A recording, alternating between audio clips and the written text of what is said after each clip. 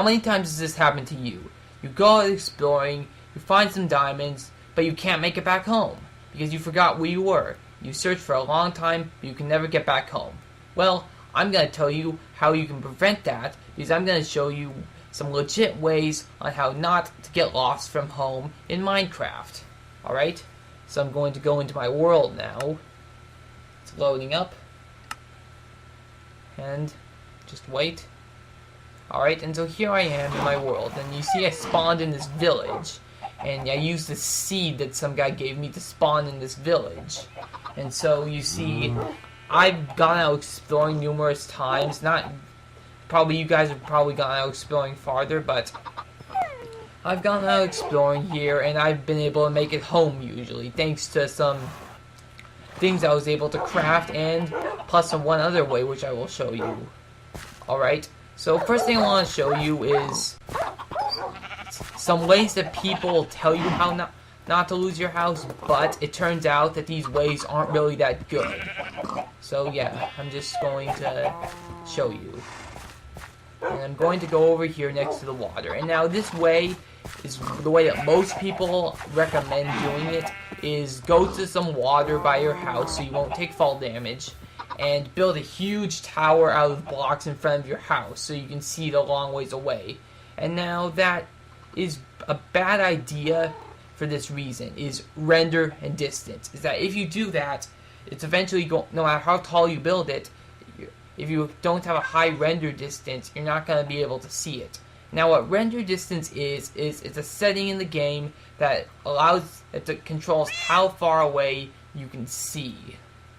And if you have a low render distance, like I do, I have it on short, that's basically what that means is that you can probably see some ungenerated places in front of you, ungenerated blocks.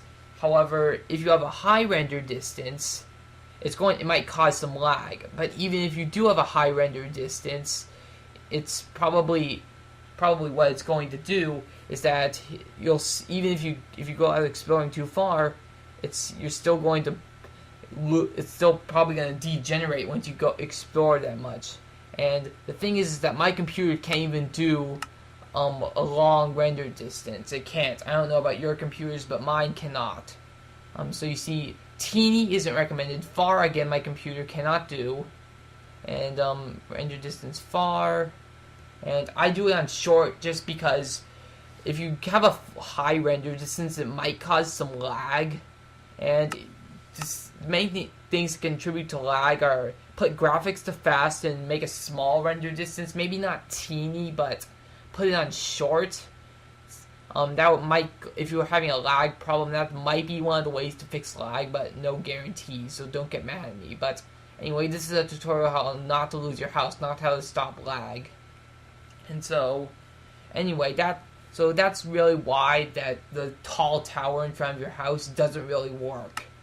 It really doesn't. Even if you put a bunch of torches on it, it's really not going to make a difference if you can't see them a long ways away. But yeah, that's one way you don't want to do it. Although, if many people say, oh, no, we recommend doing it this way. Trust me, it's not going to work. It really isn't. And so I'm going to show you how to craft 2 useful items that are going to help you find your house. They may not be perfect, but however, they will help you. And so I'm going to go back into my house, and I have some dogs and some farm animals there. Open the door. Some more dogs in there. Funny thing is that I'm having this glitch in the game, or bug, where tame dogs and cats teleport while they're sitting. Or they just stand up on their own and then teleport. I don't know, but that's a glitch. So first I'm going to show you how to build a compass. First you take 1 redstone dust, and you take 4 iron ingots. This is how you build a compass. I already have one and that's a tool I can use. Then you go to a crafting table, which you should have by now, and you put the redstone dust in the middle of the crafting table, and put the iron ingots around the redstone dust in a diamond shape or plus shape, and that should give you a compass. Now, look at the red needle on the compass. That will always point to your spawn point. Not so much your house, but it will point to your spawn point. You can go as far away as you want, but however, but the thing is that this usually works the best if your house is close to your spawn point. If it isn't, what you can do is you could, however, make a trail of blocks from your house to your spawn point. But really, that is the only time I recommend making a trail of blocks. Making a trail of blocks while you're exploring is really a crappy method. But however, in this case, it's kind of a necessity if your house isn't next to your spawn point. I already have a compass, so I'm not gonna make another one. And so yeah, that's how you make a compass. And remember, it does not track your house; it tracks your spawn point. You have to remember that. So anyway, the other thing I'm going to show you how to craft is a map. Now, a map is this thing right here. It shows all the terrain you explored, and you see the space that's not there is the space I have not explored yet. And the little white dot in the middle of the map is where I am now. Go to your house or home and memorize that white dot right there.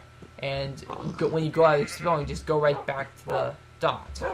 So what you'll need is some paper, and I already have 2 pieces of paper here. You need 8 paper total. I'm gonna need to craft some more, so to make paper you just need 3 sugar cane. I have a sugar cane farm right next to some water in the village, so I'm going to just go and harvest some of it. I'm gonna harvest 6 sugar cane, which should make 6 pieces of paper. And yes, it's on peaceful, so no mobs are gonna get me.